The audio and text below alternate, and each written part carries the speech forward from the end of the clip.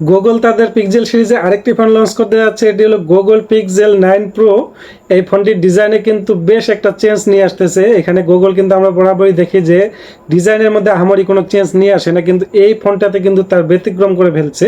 বিশেষ করে এই ফোনটা ক্যামেরা বামটা যদি আপনি দেখেন, ক্যামেরাতে কিন্তু বিশাল বড় একটা চেঞ্জ নিয়ে আসছে গুগল। এবং এই ফোনটার ব্যাক এবং ফ্রন্ট দুই পাশে কিন্তু গ্লাসের প্রোটেকশন পাবো আমরা ভেক্টর 2, এবং এটার বডি ফ্রেম সেই আগের মতোই অ্যালুমিনিয়ামের বডি ফ্রেম আমরা পেয়ে যাব।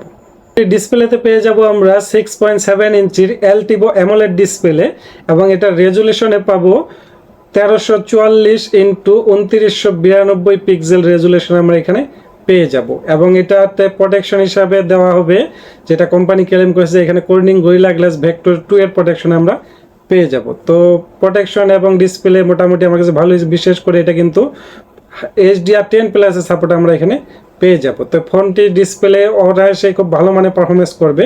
তো যাই হোক, দেখা যাক এই ফোনটি মার্কেটে আসলে কেমন পারফরমেন্স করে। এবং এটা প্রসেসরে ব্যবহার করা হবে গুগলের একটা নিজস্ব প্রসেসর গুগল টেনসলোর G3। এটা কিন্তু 4 ন্যানোমিটার একটি প্রসেসর এখানে ব্যবহার করা হবে। এবং ওএস অ্যান্ড্রয়েডে পাচ্ছি আমরা অ্যান্ড্রয়েড 14।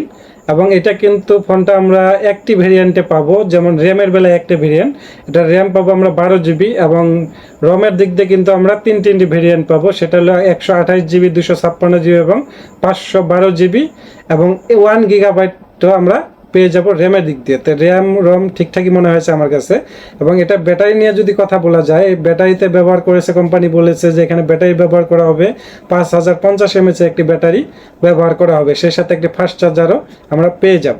এটার ক্যামেরাতে ব্যবহার করা হবে 3টি ক্যামেরা, যার মেন ক্যামেরাতে থাকবে 50 মেগাপিক্সেলের, সেই সাথে এখানে আরও দুইটি 48 মেগাপিক্সেলের ক্যামেরা ব্যবহার করা হবে। তবে এখানে কি এই আলট্রা ওয়াইড ক্যামেরার সাথে টেলিফটো জুম ব্যবহার করা হবে না কি ব্যবহার করবে, সেটা এখনও কোম্পানি ক্লিয়ার করেনি।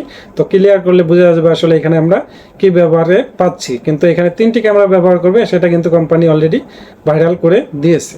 তো এই ফোনটি যা যা নিয়ে হাজির হবে, সেটার মধ্যে আমার সবচেয়ে ভালো লেগেছে যে ফোনটির ডিজাইনটা চেঞ্জ করে আনতেছে। এটা আমার কাছে খুবই ভালো লেগেছে, কারণ গুগল কিন্তু একটি ডিজাইন আনতে আনতে সবসময় একটু বোরিং একটা ডিজাইন হয়ে যাচ্ছে।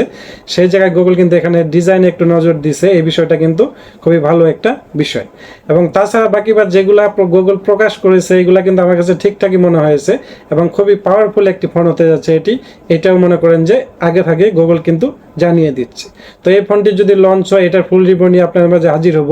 তো আজকের ভিডিও এই পর্যন্তই। এই চ্যানেলটি আরও নিত্য নতুন ভিডিও পেতে আমার চ্যানেলটি কিন্তু অবশ্যই আপনারা সাবস্ক্রাইব করে রাখবেন।